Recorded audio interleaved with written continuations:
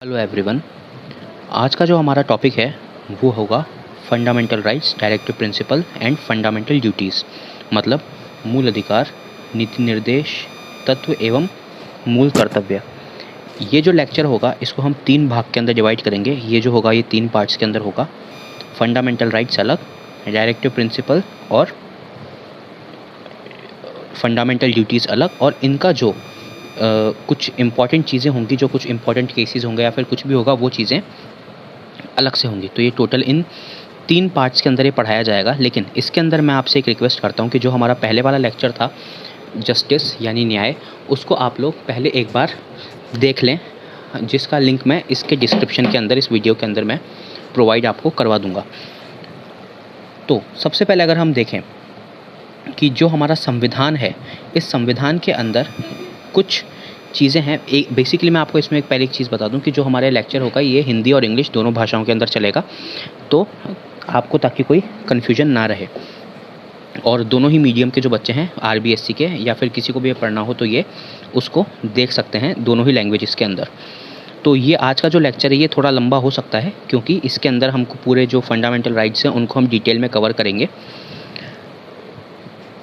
तो fundamental rights जो होते हैं, जो मूल अधिकार होते हैं, उनका मतलब ये होता है कि जो भी हमारा संविधान है उसके अंदर हमको कुछ राइट्स वगैरह दिए गए हैं ताकि कोई भी व्यक्ति है उसके जो राज्य है उसके अंदर उसकी निजता के अंदर हस्तक्षेप ना कर सके, या फिर अगर कोई उसके मूल अधिकारों का हनन करे, चाहे वो कोई को सिटीज़न हो या फिर कोई बाहर का आदमी हो या फिर हमारा स्टेट ही क्यों ना हो, तब भी क्या होगा, स्टेट या फिर हमारा जो न्यायालय होगा या फिर हमारी जो जुडिशरी होगी वो इसके ऊपर जो होगा वो रिव्यू लेगी, इसका संज्ञान लेगी, और जो दूसरा इंसान होगा उसको न्याय प्रोवाइड किया जाएगा। इसके अंदर अगर हम देखें कि मूल अधिकारों को मूल अधिकार या फिर फंडामेंटल राइट्स को फंडामेंटल राइट्स इसलिए कहा जाता है क्योंकि ये जो होते हैं ये बाइंडिंग होते हैं,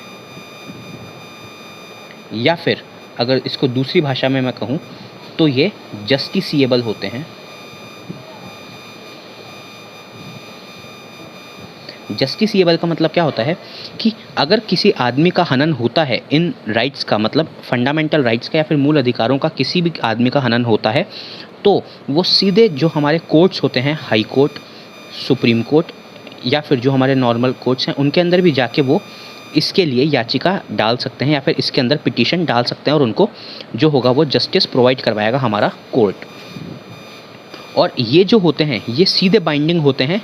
ये जो भी हमारे फंडामेंटल राइट्स हैं, ये जो भी हमारे फंडामेंटल राइट्स हैं ये लीगली बाइंडिंग होते हैं स्टेट्स के ऊपर। मतलब ये जस्टिसिएबल होंगे स्टेट्स के लिए कि अगर स्टेट जो है या फिर हमारा जो राज्य है वो कुछ हनन करता है किसी आदमी के फंडामेंटल राइट्स का, तो हम जो हैं हम कोर्ट जा सकते हैं, सुप्रीम कोर्ट वगैरह यहाँ पर हम जाके अपील कर सकते हैं कि हमारे इस पर्टिकुलर राइट का जो है उल्लंघन हुआ है और हमको इसके लिए जस्टिस चाहिए। वहीं अगर कोई एक को पर्सन है या फिर जिसकी एक को सिटीज़न है हमारा, वो अगर किसी के राइट्स का उल्लंघन करता है तो उस सिचुएशन के अंदर यहाँ पर कोई अलग से लॉ लाया जाएगा, जो कि हमने ऑब्जर्व किया है किसके अंदर, आर्टिकल 17 हम आगे अभी पढ़ेंगे। आर्टिकल 17 जो कि जो अनटचेबिलिटी होती है या फिर जो पहले छुआछूत की प्रथा होती थी उसको बचाने के लिए जो अनटचेबिलिटी प्रिवेंशन एक्ट वगैरह ये सब लाए गए, तो उसके लिए हमको एक अलग से लॉ लाना पड़ेगा किसी को सिटीज़न या फिर इंसान के लिए, मतलब कोई अगर सिटीज़न है जो किसी के राइट्स का उल्लंघन कर रहा है उस केस में। लेकिन अगर कोई स्टेट है या फिर हमारी गवर्नमेंट जो है वो किसी आदमी के इन राइट्स का उल्लंघन करती है, तो फिर हम सीधे कोर्ट के अंदर अपील कर सकते हैं। तो अब हम स्टार्ट करते हैं कि जो हमारा फंडामेंटल राइट है या फिर जो हमारे मूल अधिकार है उनकी ऐसी ज़रूरत पड़ी क्यों। क्योंकि बिना ज़रूरत के कोई भी काम होता नहीं है, और अगर कोई इतना बड़ा डिसीजन लिया गया है हमारे कॉन्स्टिट्यूशन, हमारे संविधान बनाने वाले लोगों ने जो ये डिसीजन लिया है, तो उसका कुछ ना कुछ तो मोटिव होगा, उसका कोई ना कोई तो मतलब होगा ही। तो यहाँ पर इसकी जो सबसे बड़ी ज़रूरत है वो है कि ये हर एक आदमी को सुरक्षा प्रदान करता है। सुरक्षा कैसे कि मानिए कोई एक इंसान है, उसको कल को उठा के यहाँ पे, जैसे कि एक एग्जांपल हम छोटा सा ले लेते हैं, यहाँ पर एक आदमी है वो सड़क पे चलता हुआ जा रहा है, कुछ पुलिस वाले आते हैं, आके इसको बिठा के अपनी जो वैन है उसमें ले जाते हैं और ले जाके इसको जेल के अंदर बंद कर देते हैं। अब हुआ क्या कि इस बेचारे को तो यहाँ पर ये भी नहीं पता कि इसको क्यों उठाया गया पुलिस के द्वारा या फिर पुलिस ने इसको क्यों जेल के अंदर बंद किया। तो अब जो होगा, ये आदमी अगर यहाँ पे फंडामेंटल राइट्स नहीं होंगे तो फिर क्या होगा, ये आदमी के पास कोई अधिकार नहीं है कि ये खुद को बचाने के लिए क्या करे या फिर इसकी लाइफ को बचाने के लिए या आदमी अपनी लाइफ को बचाने के लिए क्या कदम उठाए।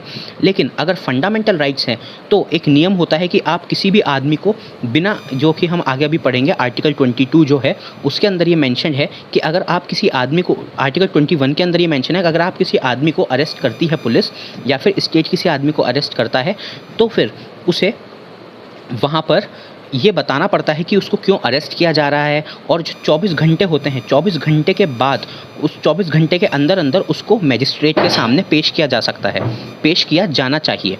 तो ये है हमारा इसका कि एक तरीके से सुरक्षा प्रोवाइड करवाता है। दूसरी जो चीज़ आ गई इसके अंदर, ये हो गई शासन की स्वेच्छा पर रोक। मतलब कोई भी यहाँ पर गवर्नमेंट है उसकी मनमर्जी नहीं चलेगी। गवर्नमेंट कल को ये नहीं बोल सकती है कि कोई भी आदमी है वो अब इक्वल नहीं है, या फिर कल को वो डेमोक्रेसी को ख़त्म नहीं कर सकते हैं, या फिर किसी आदमी को उठाकर वो गोली नहीं मार सकते हैं, या फिर जेल के अंदर अरेस्ट नहीं कर सकते हैं बिना किसी वजह के। तो इस तरीके से कि जो भी चीज़ होगी, ये कोई भी मतलब गवर्नमेंट में जो बैठे हुए लोग हैं या फिर गवर्नमेंट जो है वो कोई भी तानाशाह ना हो जाए। या फिर इसको हम एक और छोटे से एग्जांपल के साथ अगर समझें तो हमारा जो पड़ोसी मुल्क है जो है पाकिस्तान और इंडिया, ये दोनों एक ही टाइम पर, जैसा कि कहते हैं, वैसे पाकिस्तानी लोग कहते हैं तो हैं कि ये 14 अगस्त को आज़ाद हुए थे, क्योंकि बस वो एक है कि इंडिया के साथ अड़ाअड़ी है इसलिए कि हम इंडिया से पहले आज़ाद हुए, इसलिए, बाकी ऐसा कुछ भी नहीं है। दोनों देश जो हैं वो 15 अगस्त को ही आज़ाद माने गए थे। तो जो ये पाकिस्तान है उसके जब से ये आज़ाद हुए, आज़ाद होने के बाद से पाकिस्तान के अंदर 3 बार मिलिट्री रूल आ चुका है। मतलब यहाँ पर डिक्टेटरशिप या फिर तानाशाही आ चुकी है। लेकिन अगर इंडिया के कंटेक्स्ट में उसको देखा जाए तो इंडिया का जो एडमिनिस्ट्रेशन है वो आज तक इतना कंट्रोल रहा है, जो हमारे नेता हैं, जो हमारी मशीनरी है, इवन जो हमारा कॉन्स्टिट्यूशन है, तो वो इतना अच्छे तरीके से बनाया गया था, उसके अंदर कोई मतलब लूप होल ऐसा नहीं छोड़ा गया था कि कोई भी कल को आदमी है वो उठकर ये बोल दे कि मैं आज से इस देश का राजा और तुम सब मेरी प्रजा। तो इस तरीके का कोई डिक्टेटरशिप ना हो या फिर कोई मिलिट्री रूल ना आ जाए। तो इस तरीके की चीज़ों को बचाने के लिए हमारा कॉन्स्टिट्यूशन जो है वो काफ़ी सावधानी के साथ लिखा गया था। तो यहाँ पर जो है कि यहाँ पर उन लोगों ने अपनी मनमर्जी चलाई या फिर शासन ने अपनी स्वेच्छा चलाई, लेकिन यहाँ पर इंडिया के अंदर उस स्वेच्छा को बचाने के लिए जो एक हथियार है, ऐसे तो काफ़ी सारे हथियार जो हैं वो प्रोवाइड किए गए हैं जनता के हाथ में कि वो इस तरीके के सरकार को तानाशाह ना होने दे। लेकिन उन सभी हथियारों में से जो एक है वो है हमारा फंडामेंटल राइट्स, माने मूल अधिकार। तो दूसरा हो गया कारण इसका ये। तीसरा जो कारण है इसका ये हो गया न्यायिक सुरक्षा। न्यायिक सुरक्षा का मतलब क्या है कि जब भी कोई कोर्ट केस होता है या फिर कुछ भी होता है या फिर सरकार या फिर पुलिस कोई भी एक्शन लेती है तो उसमें कुछ स्टेप होते हैं, जैसे कि अरेस्ट वारंट वगैरह ऐसा कुछ हो गया तो ये स्टेप ए हो गया। इसके बाद आप उसको अरेस्ट करेंगे, ये स्टेप बी हो गया। आप उसको जब अरेस्ट करेंगे तो आप उसको कारण बता के अरेस्ट करेंगे, ये स्टेप सी हो गया। चौथी चीज़ हो गई कि जब आप उसको अरेस्ट करेंगे तो उसको 24 घंटे के अंदर मजिस्ट्रेट के सामने पेश करना चाहिए, ये स्टेप 4 हो गया, मतलब स्टेप डी हो गया। इस तरीके से फर्दर काफ़ी सारे स्टेप्स आगे रहते हैं। तो अगर यहाँ पर कोई आदमी है उसको अरेस्ट किया जाता है या फिर सरकार कोई भी काम करती है लेकिन वो स्टेप ए के बाद स्टेप बी को जंप करके सीधे स्टेप सी पर या फिर स्टेप सी को भी जंप करके सीधे स्टेप डी पर आ जाती है या फिर ऐसा कहीं आगे चले जाती है, मतलब उन्होंने जो प्रोसीजर है इस प्रोसीजर को ठीक तरीके से फॉलो नहीं किया। और अगर उन्होंने फॉलो नहीं किया तो हमारी जो आज़ादी है, जो किसी व्यक्ति की सुरक्षा है, वो कहीं ना कहीं खतरे में आ जाती है। वो ऐसे खतरे में आती है कि जैसे कि किसी को अरेस्ट कर लिया लेकिन उसको उसकी वजह नहीं बताई गई कि अरेस्ट क्यों किया गया है, तो उस आदमी की सुरक्षा जो है वो खतरे में आ गई। दूसरा अगर देखा जाए यहाँ पर, तो अगर किसी आदमी को अरेस्ट किया लेकिन उसको 24 घंटे के बाद मजिस्ट्रेट के सामने पेश नहीं किया गया तो उस आदमी की जो सुरक्षा है वो अब की बार खतरे के अंदर आ गई। तो इस तरीके की जो चीज़ें हैं ये सब ना हो, इसलिए यहाँ पर न्यायिक सुरक्षा इनको प्रोवाइड की गई है। मतलब एक तरीके से लीगल हथियार दे दिया गया है कि अगर आपके साथ ऐसा कुछ अन्याय होता है तो आप लोग जाके सीधे सुप्रीम कोर्ट के अंदर आप लोग पेशी दे सकते हैं या फिर सुप्रीम कोर्ट के अंदर रिट या फिर पिटिशन लगा सकते हैं। अगली जो चीज़ होती है हमारी यहाँ पर वो है लोकतंत्र का आधार स्तंभ। लोकतंत्र का आधार स्तंभ का मतलब ये है foundational pillar of the democracy, कि डेमोक्रेसी जब तक रहेगी जब तक आपके कुछ पिलर्स रहेंगे। जैसे कुछ पिलर्स के अंदर ये कहा जाता है कि जैसे कि एक तो हमारी लेजिस्लेचर हो गया, एक एग्जीक्यूटिव हो गया और एक जुडिशरी हो गया। लेकिन अगर आपको लगातार डेमोक्रेसी को मेंटेन रखना है तो मेंटेन रखने के लिए आपको पब्लिक के हाथ में कुछ हथियार देने पड़ेंगे, कुछ ऐसे लीगल वेपन देने पड़ेंगे लोगों के हाथ में कि कल को अगर कहीं भी चाहे लेजिस्लेचर हो चाहे कोई भी हो, अगर उनके लोगों के अधिकार का हनन करता है तो वो किसी के पास जा सकें। जैसे कि हम जुडिशरी के पास जाते हैं तो जुडिशरी मतलब हमारी जो न्याय व्यवस्था है उसके पास जाते हैं और वो हमको न्याय दिलवाती है। अगली जो चीज़ है यहाँ पर वो होता है समानता का अधिकार। समानता का अधिकार आप ऐसे समझिए कि अगर जो हमारा देश है इसके अंदर काफ़ी लोग गरीब हैं, काफ़ी लोग अमीर हैं, तो समानता का अधिकार जो है वो ये ध्यान रखता है कि किसी भी आदमी के साथ अन्याय ना हो या फिर किसी भी आदमी के साथ जो भेदभाव है वो ना हो। सबको एक तरीके से एक तराजू के अंदर तोल के देखा जाए, चाहे वो न्याय हो, चाहे अदालत के सामने हो या फिर कहीं भी हो। अब अगर हम आए यहाँ पे हमारे फंडामेंटल राइट्स के ऊपर, तो जो हमारे फंडामेंटल राइट्स या फिर मूल अधिकार हैं उनको कुछ चीज़ों के अंदर डिवाइड किया गया है। सबसे पहला है हमारा समानता का अधिकार, मतलब राइट टू इक्वलिटी। इसके अंदर हमारा आता है आर्टिकल 14 से लेकर आर्टिकल 18। इन सभी को हम डिटेल के अंदर अभी आगे डिस्कस करने वाले हैं। अगली जो चीज़ है यहाँ पर वो है हमारा स्वतंत्रता का अधिकार या फिर हमारा स्वतंत्रता का अधिकार या फिर हमारा जो है कि आर्टिकल 19 से लेके आर्टिकल 22। उसके बाद आता है शोषण के विरुद्ध अधिकार, मतलब राइट अगेंस्ट एक्सप्लॉयटेशन। मतलब किसी के साथ कोई भेदभाव नहीं कर सकता, किसी को मजदूर की तरह नहीं बना के रख सकता, किसी को कोई बिना तनख्वाह के काम नहीं करवा सकता। तो ये जो सारी चीज़ें हैं ये आ जाती हैं हमारे राइट अगेंस्ट एक्सप्लॉयटेशन के अंदर या फिर शोषण के विरुद्ध अधिकार के अंदर। ये होते हैं हमारे आर्टिकल 24, 23 और 24। इसके बाद आता है धर्म की स्वतंत्रता, मतलब फ्रीडम फॉर रिलीजन। तो ये जो होता है हमारा आता है आर्टिकल 25 से लेकर आर्टिकल 28 के अंदर। उसके बाद आता है हमारा संस्कृति एवं शिक्षा के अधिकार, मतलब कल्चरल एंड एजुकेशनल राइट्स। इसके अंदर आता है हमारा आर्टिकल 29 और 30। उसके बाद आता है हमारा संवैधानिक उपचार, मतलब कॉन्स्टिट्यूशनल रेमेडीज़। इसके अंदर आता है हमारा आर्टिकल 32, जिसके अंदर वेरियस काइंड ऑफ रिट्स हैं। हम इसके अंदर पढ़ेंगे 5 तरीके की हमारी रिट्स होती हैं जो कि हम सुप्रीम कोर्ट या फिर हाई कोर्ट के अंदर लगा सकते हैं। हम इसको आगे पूरे तरीके से डिस्कस करने वाले हैं अभी। अब अगर हम देखें यहाँ पर आर्टिकल जो हमारा समानता का अधिकार है, इसके अंदर हमारा आर्टिकल 14 से ये स्टार्ट होता है। आर्टिकल 14 से जब हमारा आर्टिकल ये स्टार्ट होता है, मतलब जो हमारे पार्ट है, ये जो भी चीज़ें हैं मैं आपको एक बार बता दूं कि जो हमारे फंडामेंटल राइट्स हैं वो आते हैं हमारे कॉन्स्टिट्यूशन के पार्ट 3 के अंदर। मतलब जो भाग 3 है हमारा कॉन्स्टिट्यूशन का, संविधान का, उसके अंदर ये सारी चीज़ें आती हैं। आर्टिकल जो भाग 3 है हमारे कॉन्स्टिट्यूशन का वो आता है आर्टिकल 12 से लेके आर्टिकल 32 तक। यहाँ तक हमारा जो है आर्टिकल पार्ट 3 जो है हमारे संविधान का वो आता है। फिर इसके आगे आता है हमारा पार्ट 3A, वो हम अभी आगे डिस्कस कर लेंगे।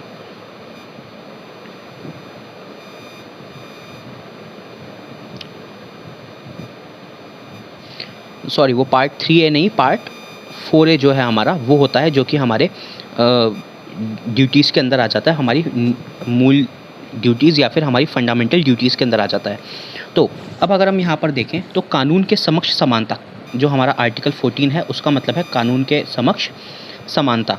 इसके अंदर जो है 2 भाग हैं। अगर हम आर्टिकल 14 को देखें, इसके अंदर 2 चीज़ें हैं। एक तो है कानून के समक्ष समानता या फिर इक्वलिटी बिफोर लॉ, दूसरा है कानून का संरक्षण या फिर equal protection of law. Sorry अगर राइटिंग गंदी है तो, लेकिन इसी से काम चलाना पड़ेगा। कि पहला तो हो गया हमारा समानता या फिर इक्वलिटी बिफोर लॉ, दूसरा है हमारा संरक्षण या फिर इक्वल प्रोटेक्शन ऑफ लॉ। इनको हम इस तरीके से समझ सकते हैं, जैसे कि एक एग्जांपल के लिए अगर देखा जाए, यहाँ पर एक आदमी है, उसने चोरी कर दी, डाका डाल दिया या फिर किसी का खून कर दिया। तो यहाँ पर ऐसा नहीं है कि वो किसी भी जाति संप्रदाय, कितना भी अमीर हो चाहे कितना भी गरीब हो, वो जेल जाएगा तो जेल उसको जाना पड़ेगा, जो भी सज़ा उसको दी गई है वो उसको लेनी पड़ेगी। मतलब इसको ऐसे समझ सकते हैं कि जो हमारा, आप लोगों ने मूवीज़ के अंदर देखा होगा कि जो मूवीज़ के अंदर एक तराजू लेके लेडी खड़ी रहती है हमारी, जिसको न्याय की देवी कहा जाता है, जो ऐसा कुछ तराजू सा उनके पास हाथ में होता है। तो ये जो तराजू है वो लेके उनकी आंखों के ऊपर पट्टी बंधी रहती है। आंखों के ऊपर पट्टी क्यों? क्योंकि वो ये नहीं देखती कि उनके जो आगे है, मतलब उनके सामने जो व्यक्ति खड़ा है वो अमीर है, गरीब है, क्या है। जो हमारा यहाँ पे संरक्षण है, उसको अगर देखा जाए तो उसका मतलब ये है कि जो, देखिए होता क्या है कि यहाँ पर अगर एक ज़ीरो लाइन समझी जाए तो कुछ लोग बहुत पिछड़े हुए हैं और कुछ लोग बहुत ज़्यादा प्रगति कर गए हैं। मे बी ये हो सकता है कि ये सोशल कारण से, इकोनॉमिक कारण से, किसी भी कारण से ये कुछ लोग पीछे रह गए, लेकिन कुछ लोग जो हैं बहुत आगे चले गए हैं। अगर इस भागदौड़ वाली ज़िंदगी में अगर हम देखें तो ये लोग अमीर अमीर होता रहेगा और गरीब गरीब होता रहेगा, लेकिन जो कमज़ोर है उसको प्रोटेक्ट करने के लिए लॉ के अंदर कि अमीर आदमी जो है वो इसका शोषण ना करे, जो ताकतवर है वो कमज़ोर को परेशान ना कर सके, इसलिए हमने ये रखा है इक्वल प्रोटेक्शन ऑफ लॉ। तो इसके अंदर वेरियस हमारे इसके कॉन्स्टिट्यूशन के अंदर कानून है, तो ये इसके अंदर हम, या फिर आप आने वाले चैप्टर्स में इन सबको डिस्कस किए जाएंगे। अगला जो है यहाँ पर कुछ आर्टिकल जो 15 है हमारा इसके अंदर, ऐसे एक बार देख लेते हैं। आर्टिकल 14, आर्टिकल 15, आर्टिकल 16, आर्टिकल 17 और आर्टिकल 18। जो आर्टिकल 14 है वो तो है कानून के समक्ष समानता या फिर कानून के संरक्षण के बारे में, जो कि हमने अभी डिस्कस कर लिया। आर्टिकल 15 जो है उसका ये कहना है कि कुछ आधारों पर आप किसी भी व्यक्ति के साथ भेदभाव नहीं कर सकते। अब वो आधार क्या है, लेकिन एक चीज़ यहाँ पर देखा जाए कि जो आर्टिकल 15, 16, 17 और 18 हैं, ये सिर्फ भारत वासी के ऊपर, सॉरी आर्टिकल 15, 16 जो हैं, 17 नहीं, यहाँ पर ये जो हैं ये सिर्फ भारतवासी जो हैं, मतलब भारत के जो सिटीज़न हैं, भारत के जो नागरिक हैं, उनके लिए ये चीज़ एप्लीकेबल होगी। 15, 16, 17 और 18, 17 नहीं 18, 15, 16, 18, तो ये जो हैं ये सिर्फ भारत के जो नागरिक हैं उनके लिए एप्लीकेबल होगी। जो आर्टिकल 14 है, चाहे वो भारत का नागरिक हो चाहे ना हो, ये उनके ऊपर एप्लीकेबल रहेगा।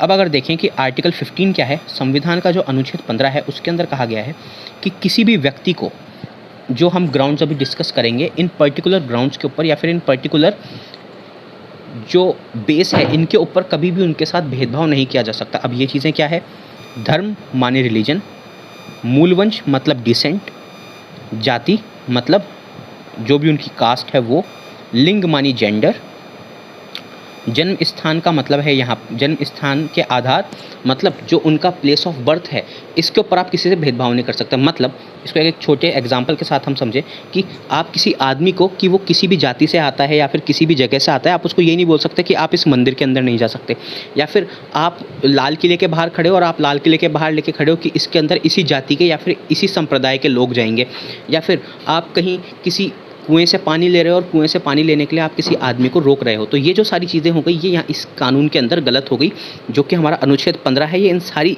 इस तरीके की हर चीज़ को बंद कर देता है, एक तरीके से पूरे तरीके से ये ब्लॉक कर देता है कि ऐसा नहीं हो सकता। अगली जो चीज़ है यहाँ पर वो आती है हमारा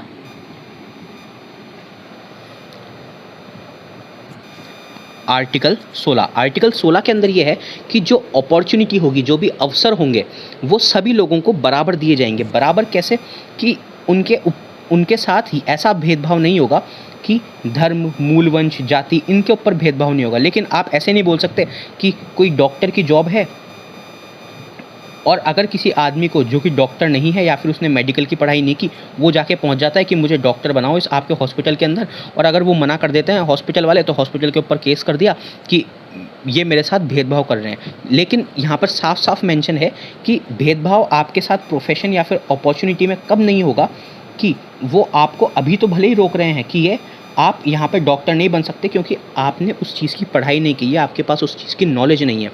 लेकिन आपको उन्होंने ऐसे नहीं रोका कि आप अगर डॉक्टर की पढ़ाई करना चाहें पूरे तरीके के साथ जाके, तो वो आपको नहीं रोकेंगे, तब वो आपके पास वो अपॉर्चुनिटी रहेगी।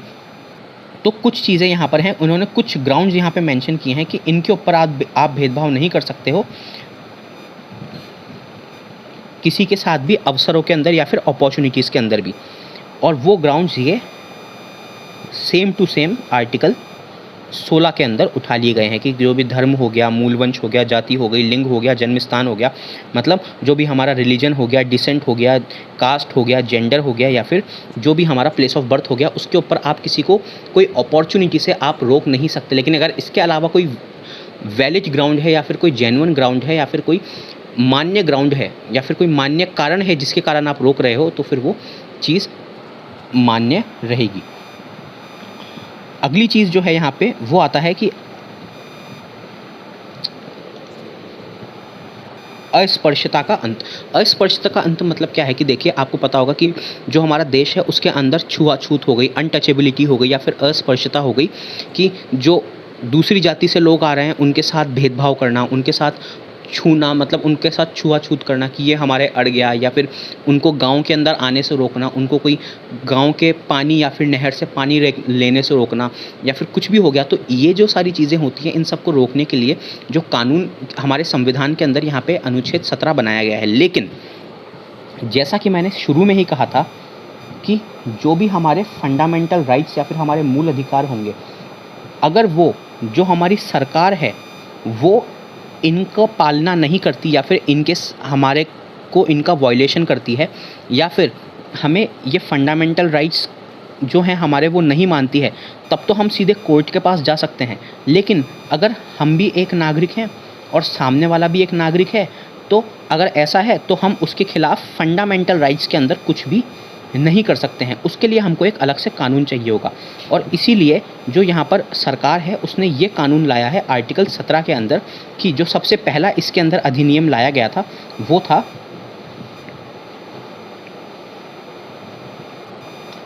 अस्पृश्यता नियंत्रण अधिनियम 1955। इसका मतलब है, अगर इसको मैं इंग्लिश में कहूँ तो इसका मतलब है प्रोहिबिशन ऑफ अनटचेबिलिटी एक्ट 1955। मतलब कि जो भी अनटचेबिलिटी है उसको रोकने के लिए, उसकी रोकथाम के लिए जो भी सज़ा होगी या फिर ऐसा करने वाले की जो भी सज़ा दी जाएगी या फिर उसके खिलाफ जो भी एक्शन होगा वो किस तरीके से होगा, उस पर कैसा एक्शन लिया जाएगा, क्या होगा, वो सारी चीज़ें इसके अंदर बताई गई हैं। दूसरी चीज़ जो हो गई हमारी, उसके अंदर आता है ये, फिर आगे हुआ क्या कि इसके अंदर थोड़ा इसको और कठोर बनाया गया, क्योंकि इसका जो भी फॉलोअप है, इसका जो रिस्पांस था वो इतना अच्छा नहीं आ रहा था। अभी भी लोग इस तरीके की प्रैक्टिस या फिर इस तरीके का काम कर रहे थे। तो फिर इसको बदल के नागरिक अधिकार संरक्षण अधिनियम, मतलब सिविल राइट्स प्रोटेक्शन एक्ट 1955 के अंदर इसको संशोधित किया गया। उसके बाद भी जब इसके अंदर कुछ अच्छा रिस्पांस नहीं आया, तो फिर आगे जाके 1989 के अंदर इसको दोबारा से संशोधित किया गया और इसका जो अमेंडमेंट हुआ उसको कहा गया कि अनुसूचित जाति अनुसूचित जनजाति निरोधक अधिनियम 1989 जो है वो पारित किया गया। मतलब कि SC/ST prevention of atrocities against SC/ST act, जिसको SC/ST एक्ट के नाम से भी फेमस है, जो अभी काफ़ी टाइम तक अभी फेमस रहा था कुछ चेंजेस के कारण। तो ये वही एक्ट है जो कि उस टाइम पर लाया गया था। तो ये लाया गया है आर्टिकल 17 के अंदर। अब आर्टिकल 18 आ जाता है। अब आर्टिकल 18 क्या है? आर्टिकल 18 देखा जाए तो इसके अंदर ये है कि जो भी टाइटल होंगे, है ना, कि जो भी हमारे टाइटल्स होंगे उनका या फिर उपाधियों का अंत किया जाएगा। मतलब कि कोई ऐसे नहीं बोल सकता कि यहाँ पर कोई राजा है, उसका बेटा हुआ तो वो राजा हो गया। तो जैसे पहले होता था, तो एक तो ये जो राजा वाला है कि अब कोई भी आदमी है जो वो राजा नहीं कहलाएगा, चाहे वो कितना भी बड़ा हो, चाहे वो कितना ही बड़ा राजा क्यों ना रहा हो, कि आज़ाद भारत के अंदर इस कानून के बाद वो राजा नहीं कहलाएगा। तो एक तो राजा वगैरह वाली उपाधि इन्होंने ख़त्म कर दी। दूसरी, इसका मतलब ये भी है कि अगर कोई आदमी है यहाँ पे, है ना, इसके अंदर एक लूप होल ये, मतलब इसके अंदर एक कैच ये आ जाता है कि यहाँ पर आप टाइटल्स को तो अबॉलिश करते हैं, लेकिन अगर किसी आदमी ने अपनी मेहनत से कोई टाइटल लिया है, मेहनत के टाइटल क्या हो गए, जैसे कि डॉक्टर हो गया, जैसे कोई सीए हो गया, जैसे कोई प्रोफेसर हो गया, या फिर कोई और टाइटल हो गया, जैसे अगर हम कहें कि कोई जो आर्मी के टाइटल होते हैं, आर्मी, नेवी, आर्म्ड फोर्सेस के जो टाइटल होते हैं, जैसे कि मेजर, जनरल, ब्रिगेडियर, और जो army general, chief of army staff, ये इस तरीके के जो भी हमारे टाइटल्स होते हैं, वो टाइटल्स होंगे वो दिए जाएंगे, वो सब दिए जाएंगे। लेकिन जो महाराजा, राजा, इस तरीके के टाइटल्स थे, उन सबको बंद कर दिया जाएगा। अब इसके पीछे का कारण क्या है? कारण ये है कि वो जो थे, वो आप राजा का बेटा, आपने सुना होगा उसके अंदर वो मूवी कौन सी थी, सुपर 30 की, राजा का बेटा राजा नहीं बनेगा, राजा वही बनेगा जो राजा बनने काबिल होगा। तो मतलब कि जो राजा का बेटा है वो राजा नहीं कहलाएगा अब। लेकिन जिस आदमी ने अपनी मेहनत से किया है, कि जिसकी देखिए आर्मी वाला है, तो वो पहले क्या होगा, कोई सिपाही होगा या फिर लेफ्टिनेंट होगा, लेफ्टिनेंट से वो प्रमोट होकर किसी ऊंची पोस्ट पे गया होगा, ऐसे जाते जाते वो कोई जनरल, मेजर वगैरह इस तरीके की पोस्ट तक पहुंचा होगा, तो वो अपनी मेहनत से पहुंचा है। तो इस तरीके की चीज़ें ना हो, मतलब इस तरीके से उनको तो टाइटल लगाने का अधिकार है, लेकिन जो राजा हैं, जो पुराने लोग हैं, जो कि नवाब हैं, निज़ाम हो गए, इन सबको टाइटल्स वगैरह नहीं लगेंगे। इवन अगर कोई पद्मश्री, पद्म विभूषण, पद्म भूषण भी जीतता है, तो भी वो अपने नाम के आगे पद्मश्री वगैरह इस तरीके के चीज़ें नहीं लगा सकता है। लेकिन अगर कोई आदमी है, अगर कोई हमारा वीर जवान है जिसको अशोक चक्र, परमवीर चक्र ये मिला है, तो उनके नाम के आगे लगता है परमवीर चक्र, फिर उनका जो भी नाम आ जाता है वो चीज़ें आ जाती है। अशोक चक्र, फिर जो हमारे जो सिपाही हैं, जो भी हमारे शहीद हैं या फिर जो भी हैं, उनके नाम आगे आ जाते हैं। तो वो सब टाइटल अभी भी अलाउड हैं। अगला जो है हमारा, इसके अंदर आता है स्वतंत्रता का अधिकार। स्वतंत्रता के अधिकार जो है उसके अंदर आता है हमारा आर्टिकल, उसके अंदर आता है हमारा आर्टिकल 19, 20, 21 और 22। 19, 20, 21 और 22 ये जो है हमारे स्वतंत्रता के अधिकार के अंदर आते हैं। स्वतंत्रता का जो अधिकार है हमारा, उसका जो आर्टिकल 19 है, उसके अंदर कुछ पार्ट्स दिए गए हैं, जैसे कि क, ख, ग, घ, न और छ। जो इसके अंदर आपने सोचा होगा कि च कहाँ पर गया, कि बीच में जो क, ख, ग, घ, न, च, छ आता है ना, तो च कहाँ पर गया? च जो है उसको रिमूव कर दिया गया है, या फिर मैं अगर इंग्लिश में कहूँ तो ABCDEFG। तो जो हमारा F है, उसको F को 42nd अमेंडमेंट के अंदर इंदिरा गांधी ने उस टाइम पर हटा दिया था, जो कि था राइट टू प्रॉपर्टी का, राइट टू ओन प्रॉपर्टी जो है वो था। अब अगर हम आर्टिकल 19 को समझें, तो आर्टिकल 19 है ये हमारा। अब अगर आर्टिकल 19 के अंदर देखा जाए तो इसके जो पार्ट्स हैं वो हो गया A, B, C, D, E, F और G।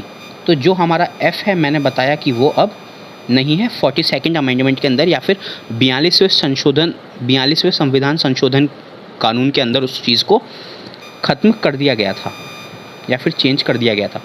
अब यहाँ पर मैं आपको एक ट्रिक बता रहा हूँ कि इसको समझाता भी जाऊँगा और एक ट्रिक भी बताऊँगा जिससे आप उस चीज़ को याद रख सकते हैं। सबसे पहला तो आता है हमारा यहाँ पे, इसको लिखा जाए स्पीच, मतलब right to speech and expression, मतलब अभिव्यक्ति की स्वतंत्रता। कि कोई भी आदमी है वो कोई पब्लिक, मतलब कोई समाचार पत्र जो है वो पब्लिश कर सकता है, या फिर कोई फेसबुक वगैरह के ऊपर पोस्ट डाल सकता है। जो हमारे जो भी फेसबुक का पोस्ट है या फिर कुछ है, हम हमारा बोलना है ना, हमारा कोई इंटरव्यू वगैरह देना, तो ये जो सारी चीज़ें होती हैं ये आती है अभिव्यक्ति की आज़ादी के अंदर, या फिर right to speech and expression के अंदर। दूसरी जो है यहाँ पर वो आ जाती है एसोसिएशन, मतलब कोई भी धरना प्रदर्शन हो गया या फिर लोगों का जमाव हो गया, वो क्या होता है कि हमारा एसोसिएशन की, मतलब एसोसिएशन क्या, असेंबली, इसको असेंबली कहेंगे, राइट टू असेंबली, सॉरी। तो इसके अंदर क्या है कि जो भी लोग होंगे उनका इकट्ठा होना, कोई रैली हो गई, तो इसके अंदर दो कंडीशन है, एक तो वो शांतिपूर्वक, मतलब वो पीसफुल हो। दूसरा जो इसके अंदर चीज़ रहती है वो है कि वो पूरे तरीके से परमिशन वगैरह लेकर फिर वो प्रोटेस्ट वगैरह जो भी है, जो भी रैली है, वो चीज़ की जा सके। मतलब लोकल अथॉरिटीज़ को कॉन्फिडेंस में लेके फिर वो किया जा सके। ऐसे नहीं कि कोई मेन रोड है जो मतलब हाईवे वगैरह कनेक्ट करता है और बहुत सारे लोग यहाँ पे जमावड़ा लगाकर बैठ गए कि मतलब सरकार से कोई परमिशन नहीं है, कुछ भी नहीं है, कुछ लोग यहाँ पे जमावड़ा लगाकर बैठ गए। अब यहाँ से एम्बुलेंस हुआ, कुछ भी हुआ, कोई गाड़ी वगैरह जो भी है, वो सारी चीज़ें अटक रही हैं। तो ये जो चीज़ है ये गलत है। अगली जो चीज़ है यहाँ पे वो आ जाती है एसोसिएशन। एसोसिएशन मतलब कि कोई भी जो गुट बनाया जा सकता है, कोई पार्टी बनाई जा सकती है या फिर कोई ट्रेड यूनियन बनाई जा सकती है। तो ये जो भी चीज़ें हैं ये इसके अंदर आती हैं कि सरकार जो है या फिर कोई भी है हमको उसके लिए रोक नहीं सकता है। इनफैक्ट सरकार कोई भी के लिए तो अलग कानून बनेगा, जैसा मैंने बताया था अभी आर्टिकल 17 के अंदर। तो सरकार जो है इसके लिए नहीं रोक सकती है। अगला आता है एफ, मतलब फ्रीडम टू रोम और फ्रीडम टू मूव।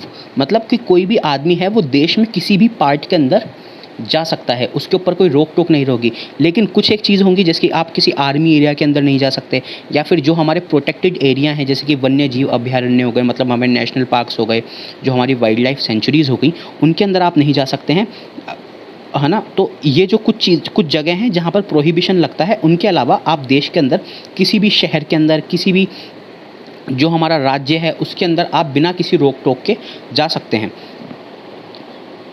अगला आता है यहाँ पर आर, मतलब रेजिडेंस, कि अब ये तो हो गया कि आप जा सकते हैं किसी भी जगह के अंदर, देश के अंदर फ्रीली आप मूव कर सकते हैं। रेजिडेंस का मतलब क्या होगा कि आप वहाँ पर ठहर सकते हैं, वहाँ पे मकान ले सकते हैं, या फिर वहाँ पे अपनी रोज़मर्रा के काम जो मतलब अपनी जो रेजिडेंस है वो बना सकते हैं।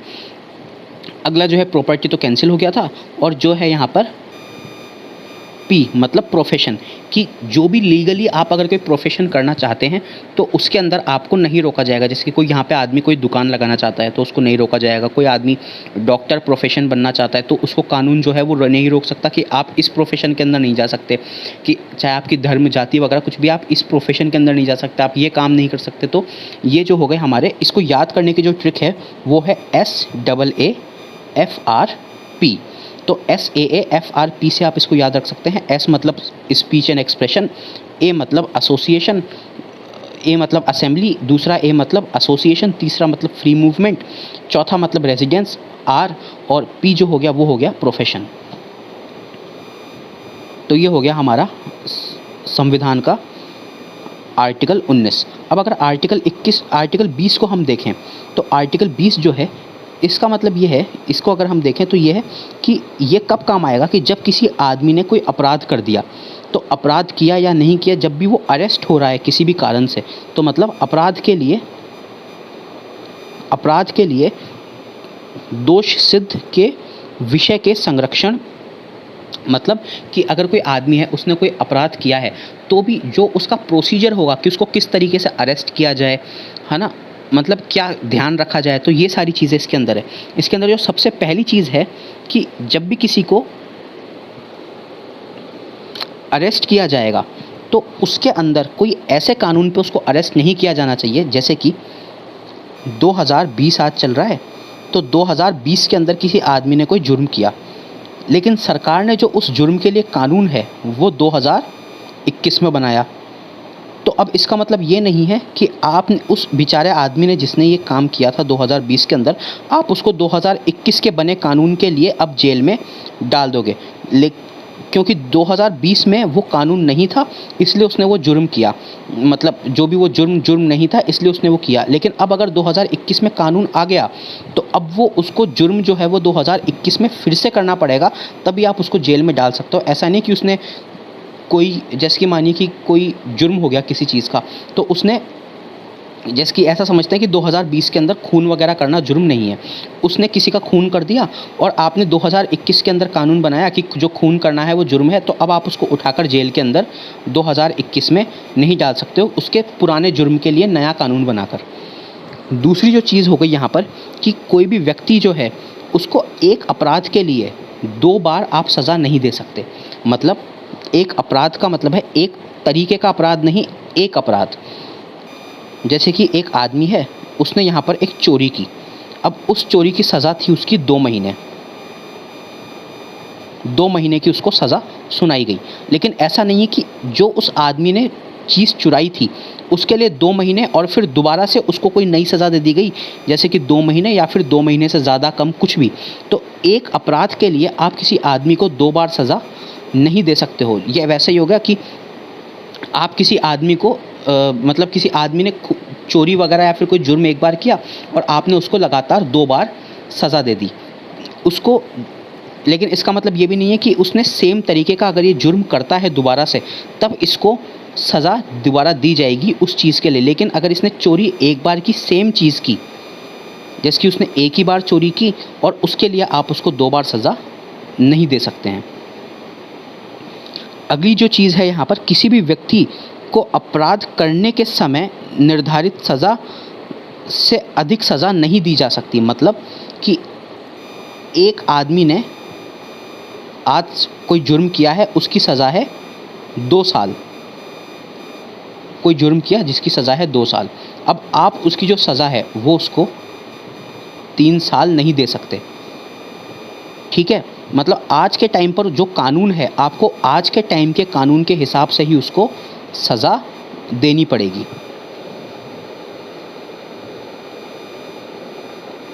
तो ये हो गया हमारा आर्टिकल 20। आर्टिकल 21 जो है हमारा, आर्टिकल 21 है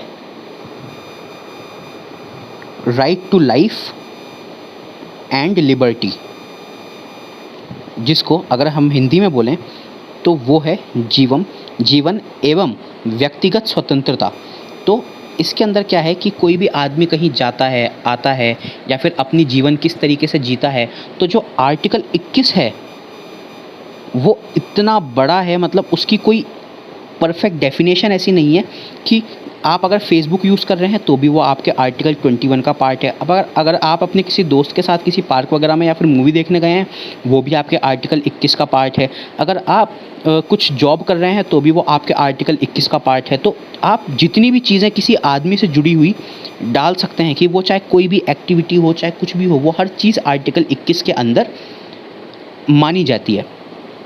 तो अगर कोई आर्टिकल 21 का या फिर कोई किसी भी तरीके का जुर्म करता है, तो वो क्या होगा कि आप उसके लिए मतलब जो हम बताएंगे अभी आर्टिकल 32 के अंदर आएगा, जो रिट वो आप लगा सकते हैं। अगली जो चीज़ है यहाँ पे वो है शिक्षा का अधिकार। ये जो आता है हमारा आर्टिकल 21A के अंदर आता है। तो इसके लिए हमको थोड़ी सी ये चीज़ समझनी पड़ेगी कि जो हमारा आर्टिकल 21 है उसके अंदर जो चॉइस है कि कोई भी व्यक्ति अपनी मनमर्जी से चॉइस कर सकता है, तो जब उसको चॉइस के अंदर माना गया, तो चॉइस के लिए जो सबसे ज़रूरी चीज़ है वो आती है एजुकेशन। मतलब आप इसको ऐसे समझिए कि जब तक आप एजुकेटेड ही नहीं हैं, आपको पता ही नहीं है कि कौन सी पार्टी अच्छी है, कौन सी पार्टी बुरी है, मेरे जीवन के लिए, मेरी लाइफ के लिए क्या चीज़ अच्छी है, क्या चीज़ बुरी है, तब तक आप अपनी जो चॉइस है उसको ठीक तरीके से इस्तेमाल नहीं कर सकते। और जब तक आप अपनी चॉइस को ठीक तरीके से इस्तेमाल नहीं कर सकते, तब तक आप आर्टिकल 21 को ठीक तरीके से इस्तेमाल नहीं कर सकते। तो जो आर्टिकल 21 है हमारा, आर्टिकल 21A है, ये संशोधित करके ये लाया गया था कि राइट टू एजुकेशन। आप सभी ने पढ़ा होगा कि राइट टू एजुकेशन, कि किसी को भी जो एजुकेशन है, मतलब इसके अंदर एज तय की गई है कि जो भी 6 साल की उम्र से लेके 14 साल की उम्र तक के बच्चे हैं, उनके लिए एजुकेशन कंपलसरी कर दी गई थी। मतलब हमारी जो कक्षा या फिर क्लास 1 से लेके क्लास 8 तक जो कि है, बच्चों को कंपलसरी एजुकेशन लेनी ही लेनी है। वो ज़रूरी है किसके लिए? आर्टिकल 21 के लिए।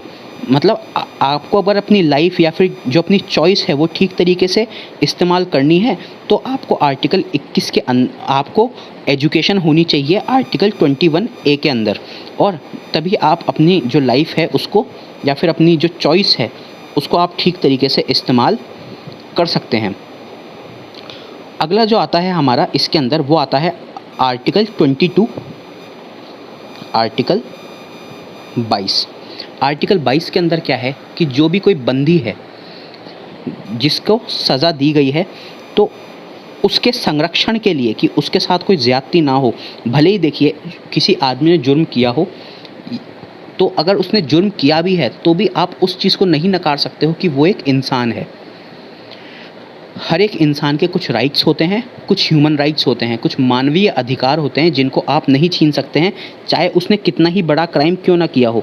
आपने देखा होगा कि कसाब ने भले कितने सारे भी लोगों को मार दिया हो, लेकिन उसको जो फांसी दी गई वो पूरे प्रोसीजर के साथ, कि मतलब उसकी सुनवाई भी हुई, उसकी जो प्रेसिडेंट के पास है वो पार्डन एप्लीकेशन भी गई, जो भी चीज़ें हैं वो सारी चीज़ें जब हुई उसके बाद, या फिर जैसे कि आप निर्भया केस देख सकते हैं कि पहले वो हाई कोर्ट ने दिया, हाई कोर्ट के बाद सुप्रीम कोर्ट गए, तो जो भी है आप उससे राइट्स नहीं छीन सकते हैं।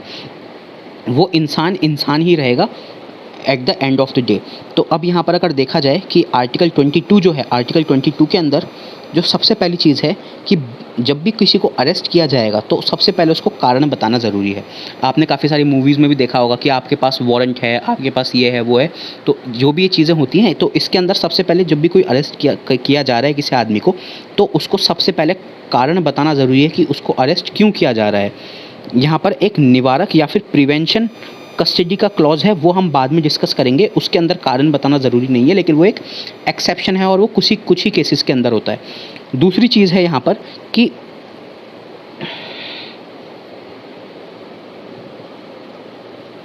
जो व्यक्ति है उसको कानूनी सहायता प्राप्त करने का अधिकार दिया गया है, कि मतलब उसके पास मानिए कोई वकील नहीं है, है ना, तो फिर उसको क्या होगा कि जब अरेस्ट किया जाएगा तो उसको पूरा राइट होगा कि वो अपने किसी वकील को कर सके, या फिर किसी कोई उसका पहले से कोई वकील हो उसको बुला सके, उसको इन्फॉर्म कर सके, तो ये अधिकार उसके पास रहेगा। आपने काफ़ी सारी मूवी में सुना होगा कि I want to talk to my lawyer, तो ये जो चीज़ होती है ये इसी कानून के कारण है। अगली जो चीज़ होती है कि उसको 24 घंटे के अंदर मजिस्ट्रेट के पास पेश किया जाएगा, जिसके अंदर जो आने जाने का टाइम है वो इंक्लूडेड नहीं है, कि मतलब कोई आदमी है उसको अगर अरेस्ट किया जाता है तो उसको 24 घंटे के अंदर अंदर आपको उस बंदी को मजिस्ट्रेट या फिर न्यायाधीश के समक्ष पेश करना ही पड़ेगा। अब हम आ जाते हैं कि निवारक नज़रबंदी या फिर प्रिवेंटिव कस्टडी। प्रिवेंटिव कस्टडी का मतलब क्या होता है कि जैसे कि मानिए एक आदमी है, अब सरकार को ये लग रहा है कि ये जो आदमी है ये कल को कोई बड़ा अपराध कर सकता है, या फिर कल को यहाँ पे इसके बहुत सारे फॉलोअर्स हैं तो ये उनको कह के दंगे वगैरह भड़कवा सकता है, या फिर काफ़ी नुकसान हानि पहुँचा सकता है लोगों को। तो ये जो आदमी होगा इसको बिना कोई कारण बताए सीधे अरेस्ट कर लिया जाएगा, लेकिन ये जो अरेस्ट होगा इसकी जो मैक्सिमम टाइम होगा वो होगा 3 महीने, कि इस तरीके से किसी भी आदमी को 3 महीनों तक ही आप जेल के अंदर रख सकते हैं बिना किसी कारण के, या फिर बिना कोई अपराध किए हुए, सिर्फ इस कारण से कि वो अपराध कुछ कर सकता था, इसलिए आपने उसको अरेस्ट किया है। और वो कितना टाइम हो सकता है, 3 महीने। लेकिन अगर आपको 3 महीने से ज़्यादा करना है तो आपको हाई कोर्ट की एक कमेटी के सामने कारण रखना पड़ेगा कि हम क्यों इसकी कस्टडी बढ़ाना चाहते हैं। अगर ये संतुष्ट हो जाते हैं तो फिर ये उस कस्टडी को आगे जो भी टाइम होगा उसके लिए ये बढ़ा देंगे, हाई कोर्ट की जो कमेटी होगी वो। अब किन किन केसेस के अंदर किसी आदमी को ऐसी कस्टडी में रखा जाता है, तो सबसे पहले तो हो गया राष्ट्रीय सुरक्षा अधिनियम, जो कि ये 1980 के अंदर आया था। आपकी बुक के अंदर ये पूरे तरीके से दिया हुआ है, तो आप एक बार इसको रीड कर सकते हैं। तो जो ये कानून है इसके अंदर ऐसा है कि मानिए कोई नेशनल थ्रेट है, कि कोई आदमी है जो पूरे देश के लिए खतरा साबित हो सकता है, तो उसको पहले ही अरेस्ट कर लिया। दूसरा जो है यहाँ पर गैर कानूनी गतिविधि निवारण, मतलब कि जो अनलॉफुल यूएपी है, अनलॉफुल एक्टिविटी प्रिवेंशन एक्ट जो है, उसके अंदर उसको अरेस्ट किया गया। मतलब कि कोई माफिया चलाता था या फिर कोई गुंडा था, तो उस कारण से उसको अरेस्ट किया गया है कि वो आगे कोई केस कर सकता है या फिर आगे अभी वो कोई अपराध कर सकता है, इसलिए उसको पहले ही अरेस्ट कर लिया गया है। अगला जो होता है कि अब देखिए, आपने ये सोचा होगा कि इस तरीके से तो सरकार जो होगी वो किसी भी आदमी को उठा के अंदर कर देगी और फिर उसके ऊपर ये केस लगा दिए जाएंगे। लेकिन इसके रिगार्डिंग जो है यही कहा जाता है कि जो ये निवारण कस्टडी है या फिर जो हमारी ये प्रिवेंटिव कस्टडी है या फिर जो हमारी निवारक नज़रबंदी है, इसके विरोध में यही चीज़ कही जाती है कि इस तरीके से इसका मिसयूज़ हो सकता है। मतलब कि कोई सरकार के खिलाफ अगर कोई आदमी जा रहा है तो उसको इस कानून को लगाकर उसको सीधे अंदर कर दिया जाएगा, जो कि पूरे तरीके से गलत है, ऐसा नहीं होना चाहिए। लेकिन हमको सरकार के ऊपर भरोसा करना होगा कि ये जो कानून है ये काफ़ी ज़रूरी हो जाते हैं कब, कि जब हमारे देश को खतरा है। हम हर बार ये इंतज़ार नहीं कर सकते कि कोई आदमी जो होगा वो पहले अपराध करेगा फिर हम उसको पकड़ेंगे, क्योंकि कुछ अपराध इतने बड़े हो सकते हैं कि उनका जो पोटेंशियल है उसको मतलब ऐसे अपराधों को संभालना और फिर जो उनसे नुकसान होगा वो इतना बड़ा हो सकता है कि हमारे पास पछताने के अलावा कोई बाद में ऑप्शन नहीं रहेगा। तो पछताने से भला है कि हम पहले ही उस पर एक्शन ले लें और ऐसे इंसान को हम पहले ही कस्टडी में ले लें। जैसे इसका एक छोटा सा एग्जांपल आप देख लीजिए कि जो हमारे जम्मू कश्मीर के अंदर लगा था, तो वहाँ पे जो बड़े बड़े नेता थे, महबूबा मुफ्ती हो गई या फिर जो उमर अब्दुल्ला हो गए, फ़ारूक अब्दुल्ला हो गए, इन सबको पहले ही कस्टडी के अंदर ले लिया गया था, क्योंकि ये शक था कि अगर ये लोग बाहर रहेंगे तो किसी भी कारण से ये लोग लोगों को भड़का सकते हैं। तो इस कारण से इसके बेसिस पे उनको अरेस्ट कर लिया गया था। तो इसके जुड़ा हुआ एक बहुत फेमस केस है, अगर हम देखें कि जो ये प्रिवेंशन कस्टडी है उसके अंदर एक बहुत फेमस केस है AK गोपालन केस 1956।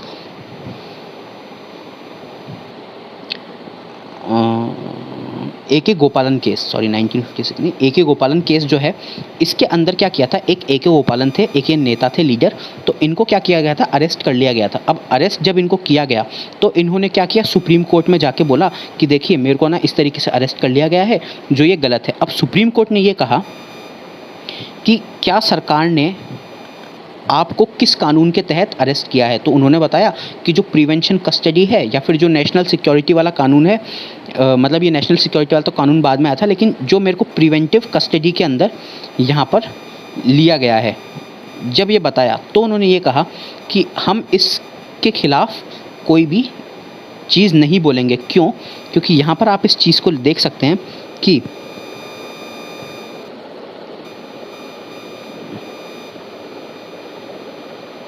जो AK गोपालन केस है, यहाँ पर भी आपकी बुक के अंदर भी दिया हुआ है कि जो गोपालन केस है उसके अंदर ये बताया गया था कि समाज विरोधी तत्व जो हैं उनको रोकने के लिए ऐसे कानून का होना ज़रूरी है, ताकि हर बार हम ये इंतज़ार नहीं कर सकते कि जब जुर्म होगा तभी हम उस चीज़ को रोकेंगे।